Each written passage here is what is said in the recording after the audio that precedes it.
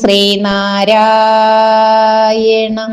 പരമഗുരവേ നമഃ.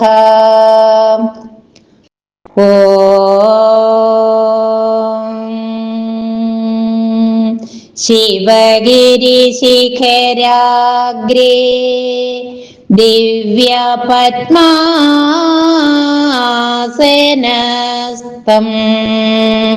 വരദമഭയഹസ്തം പാപവിദ്ദും സപാദം സുജനനികരസേവ്യം ചാരുകാരുണ്യനേത്രം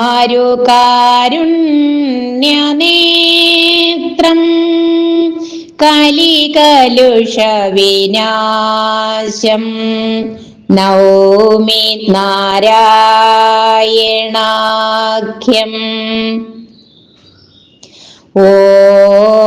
ഓം ജയ നാരായണ ഗുരുപ്രിയേ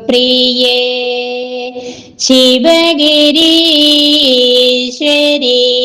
ശാരദേ ചതുരാസ്യാക്ഷി ശരചന്ദ്രമരീചികേ.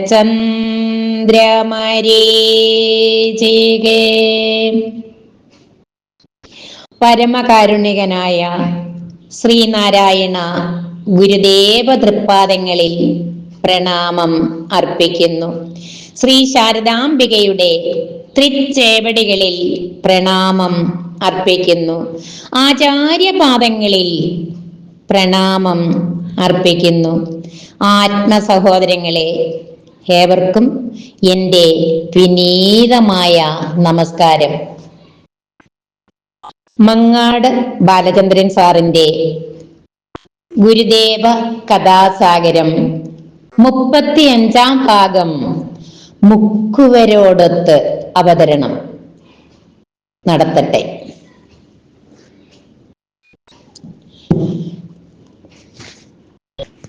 കടലിന്റെ മണവും കുളിരും ചേർന്നുള്ള കാറ്റിന്റെ നിരന്തരമായ ലാളനമേറ്റ് കടപ്പുറത്ത് കിടന്നിരുന്ന നാണുവാശാൻ നേരം പുലരും മുമ്പേ എഴുന്നേറ്റു. തെളിഞ്ഞു വരുന്ന കടലിനെയും മാനത്തെയും നോക്കി ഏകാഗ്രചിത്തനായി അല്പനേരമിരുന്നു. കടപ്പുറത്ത് നിരനിരയായി കിടന്നിരുന്ന മുക്കുവരുടെ വക കട്ടമരങ്ങളിൽ ഒന്നിലായിരുന്നു കഴിഞ്ഞ രാത്രിയിൽ നാണുവാശാൻ ഉറങ്ങിയിരുന്നത്. വിജനമായ കടൽ തീരത്തിലൂടെ കുറെ ദൂരം നടന്നുപോയ നാണുവാശാൻ ശൗചാദികൾ കഴിച്ച് മടങ്ങി വന്നിട്ടും ഉദയനേരം എത്തിയിരുന്നില്ല. പിന്നെ ധ്യാനവും ഭജനവുമായി കുറച്ചു നേരം കൂടി ഇരുന്നു. അത് കഴിഞ്ഞപ്പോഴേക്കും പ്രഭാതമെത്തി. കടപ്പുറത്തെ മുക്കുവ കുടിലുകളിൽ നിന്നും ഇറങ്ങി വന്ന മീൻപിടുത്തം തൊഴിലാക്കിയവർ നാണുവാശാനുമായി കുശലം പറഞ്ഞു. അവരിൽ ഒരാൾ ഒരിലയിൽ പൊതിഞ്ഞ് വന്നിരുന്ന കുറച്ചു കപ്പയും മീനും വാങ്ങി അവിടെ ഇരുന്നു തന്നെ സ്വാദോടെ ഭക്ഷിച്ചു. മീൻമല നന്നാക്കിക്കൊണ്ടിരുന്ന മുക്കുവർക്ക് നാണുവാശാൻ സഹായിയായി കൂടിയപ്പോൾ അതീവ സന്തോഷമായി. അവരുടെ കട്ടമരങ്ങൾ കടലിലേക്ക് തള്ളിയിറക്കുമ്പോൾ നാണുവാശാനും അതിൽ പങ്കുകൊണ്ടിരുന്നു. അത് സാധുക്കളായ ആ മത്സ്യത്തൊഴിലാളികൾക്ക് വലിയ ആവേശവും പ്രത്യാശയുമാണ് പകർന്നിരുന്നത്. അത്തരം അവസരങ്ങളിലൊക്കെ അവർക്ക് മെച്ചപ്പെട്ട മത്സ്യസമ്പത്ത് കിട്ടിയിരുന്നു.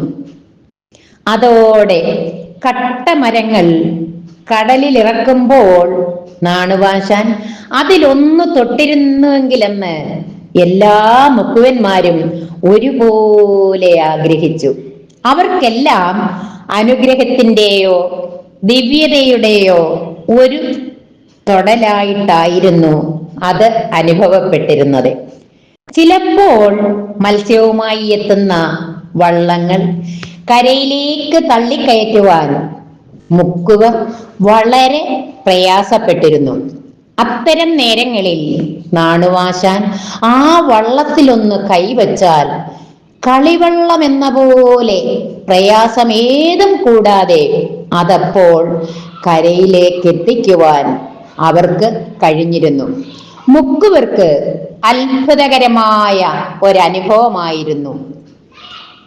അവർ തങ്ങളുടെ കുടിലുകളിൽ നിന്നും പലപ്പോഴും ഭക്ഷണം കൊണ്ടുവന്ന് നാണുവാശാന് കൊടുക്കുമായിരുന്നു. അത് വാങ്ങിക്കഴിക്കുന്നതിന് യാതൊരു വിമുഖതയും നാണുവാശാൻ കാണിച്ചിരുന്നില്ല. ചില അവസരങ്ങളിൽ അവരുടെ കുട്ടികൾക്കും അതിൽ നിന്ന് വാരിക്കൊടുക്കുമായിരുന്നു. ആ മുക്കുവ സഹോദരങ്ങളുടെ സ്നേഹത്തെക്കുറിച്ചും സൗഹൃദത്തെക്കുറിച്ചും പിൽക്കാലത്ത് പല സന്ദർഭങ്ങളിലും ഗുരുദേവൻ പറയുകയുണ്ടായിട്ടുണ്ട്.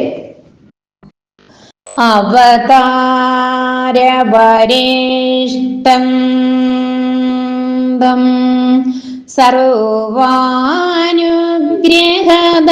സർവാനുഗ്രഹദായിനം നാരായണ ഗുരും വന്ദേ സർവമംഗളസിദ്ധയേ.